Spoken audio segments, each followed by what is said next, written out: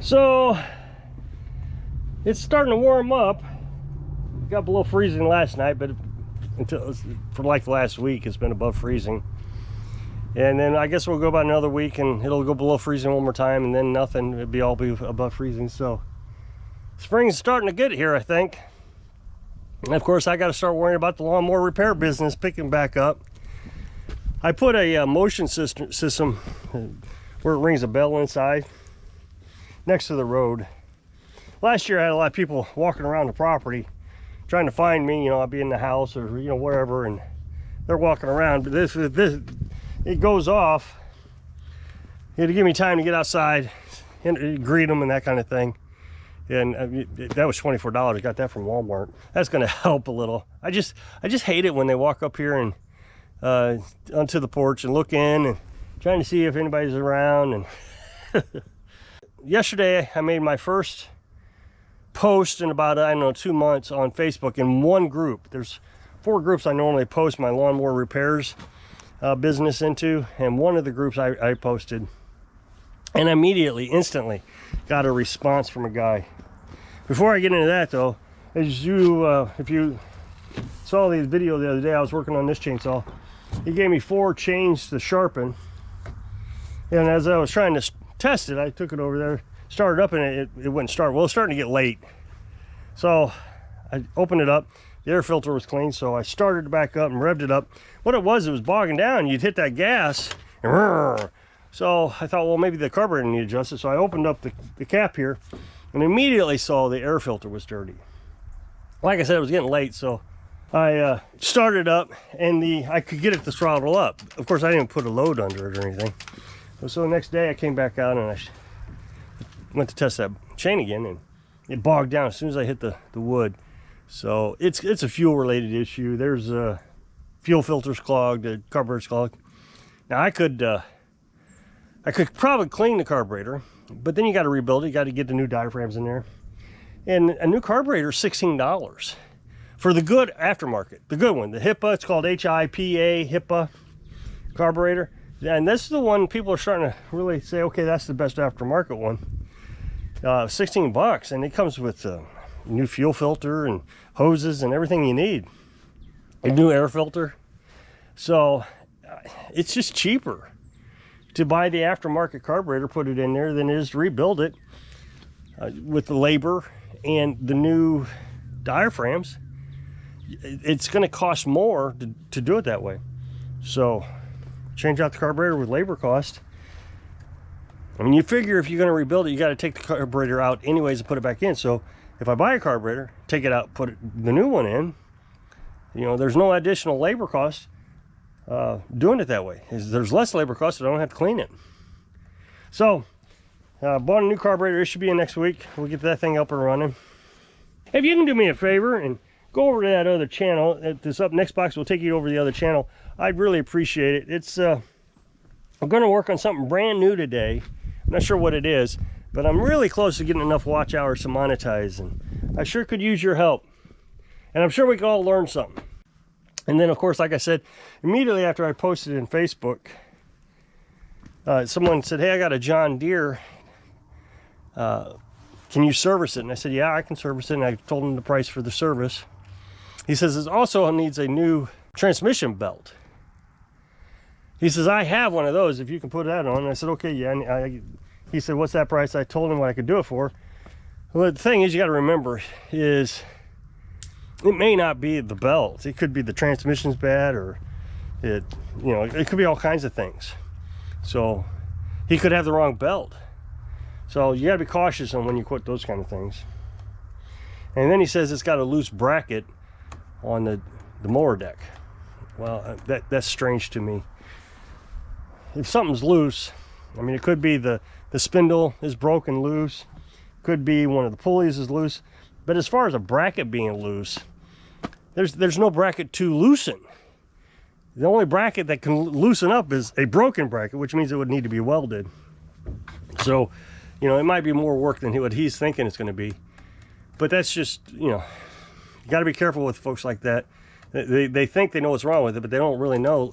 Well, like last year, it's John Deere came in and said the belt kept falling off. They went to the other extreme. They didn't know anything.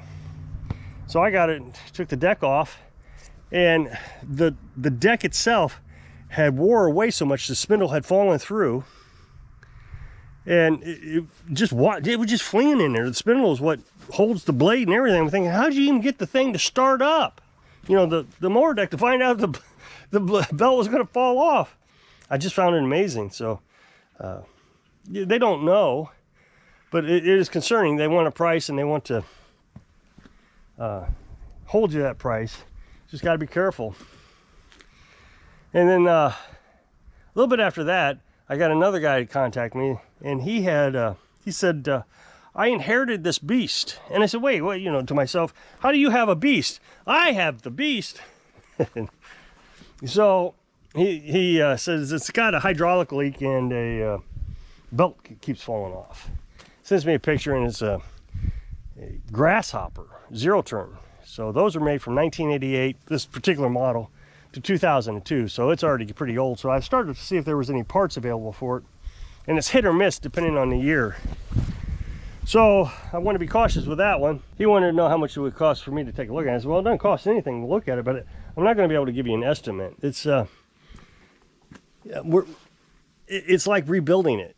You know, and I gave him the example that if you take your modern day car into the mechanic, they're going to fix it.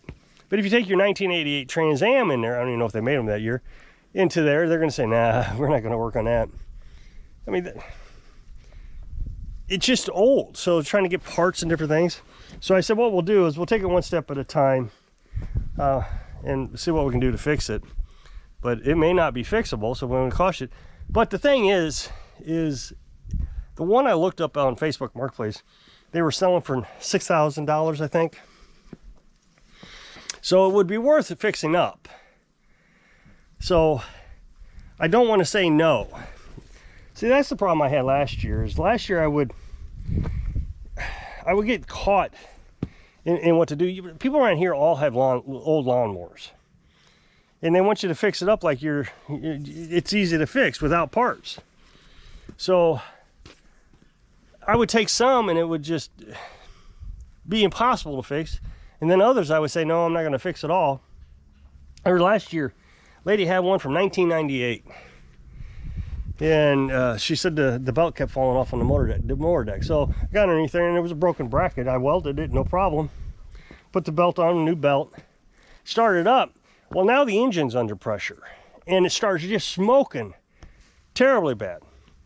So a head gasket was blown. Now, the thing is if you shut the mower deck off and you just drove around, it didn't smoke. As soon as you turn that thing on, it would start smoking. It was under pressure, so it was pushing more oil through and causing it to push the oil through the head gasket. Even though the head gasket had been blown for a very long time, it was just now noticeable. So I got the head gasket fixed and got it running. Well, that put stress on the ignition coil, so it stopped sparking. So we had to put a new ignition coil, and we're just piecemealing this thing back together from an antique to new. I mean, the thing was brand new by the time we got it done. The other thing I had an issue with was she had the shutoff valve. The carburetor leaked by, and it would flood the oil sump. So she said, you got to shut this off every time you turn off the engine. Well, I forgot. And I went in and had supper or something and came back out, and the gas was just pouring everywhere. So had to replace the carburetor. Well, I mean, at some point you got to say, this just isn't worth it. But the problem is you get into it. You're like in it for, a penny to a pound. You're in it for a penny, you're in it for a pound. It's, when do you say, okay, that's enough, and just call it quits? But the thing is with that one, her neighbor was the one trying to push me into doing it. Long story, I don't want to get into why she was doing it, but she really wanted that mower running for the owner of the so I kept at it and kept at it and kept at it. It also needed an oil slinger. The governor on the oil slinger had broke. I forgot about that. So anyway, you just gotta, I don't know what the answer is, but when they get up to that old, I think I've learned my lesson from last year's my point. I got that grasshopper coming, and it's supposed to be here next week. Both of them are supposed to be here next week. So, just be upfront that this is old, and give them the example of the 1988 Trans Am. They just don't work on them anymore. And the guy that has the grasshopper, he understood completely. Okay, I understand. Just I'll bring it over next week and we can take a look at it. I'm pretty excited about how this is going. I mean, first week of what I would have called the first week of mowing season. I mean, we're not mowing yet, obviously, but people are starting to get excited. It's warming up. People are starting to think about going outside and working on their yard.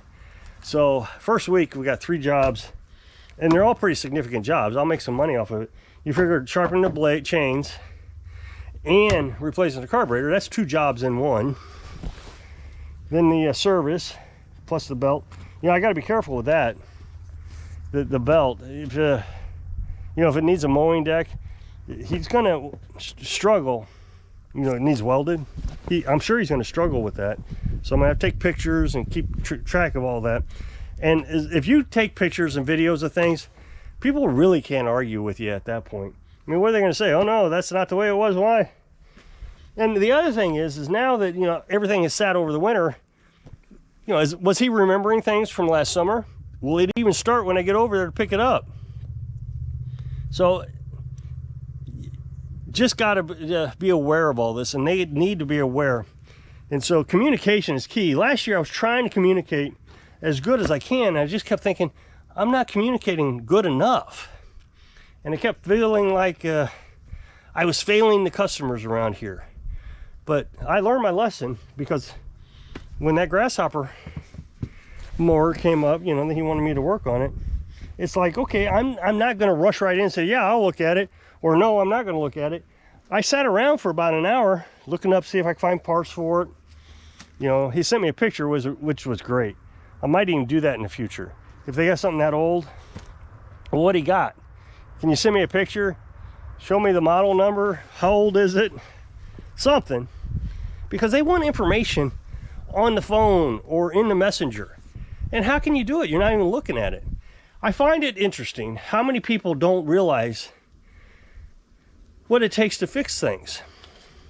I just never understood that. Do mechanics for cars witness the same thing? I got a little knock in the engine, and how much is that going to cost to fix? Well, I don't know. It could be low on oil, or it could be a major issue. Well, what would it cost if it's low on oil? $5. You take it in and it's $2,000. Like, well, you said $5. So I just didn't know there were that kind of people. I just assumed everybody knew that you got to diagnose it first. So I'm pretty excited. There's Skitty. Everybody likes Skitty.